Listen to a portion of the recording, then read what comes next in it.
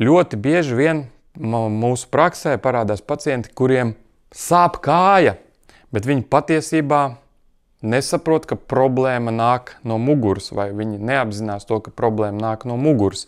Viņi ierodās ar sūdzībām par sāpošu kāju, un viņi, pat cik mugura var arī nesāpēt vai ir sāpējis ļoti īslaicīgi, viņi pat īsti nesasaista šo te problēmu ar muguru. Ja? Līdz ar to šādi pacienti var bieži parādīties, piemēram, pie ortopēda konsultācijā un sūdzēties par to, ka viņiem sāpes ir gūžas apvidū un izstaro uz leju. Tādā veidā viņi domā, ka varētu būt problēma gūžā.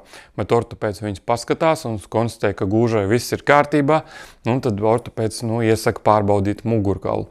Jā, ko es ar to gribēju pateikt? Ļoti bieži diska trūce izpaužās kā sāpes un tirpšana kājā, visā garumā vai ne visā kājas garumā, un mugura pie diska trūces var arī vispār nesāpēt. Kaut gan problēma ir mugurkaulē.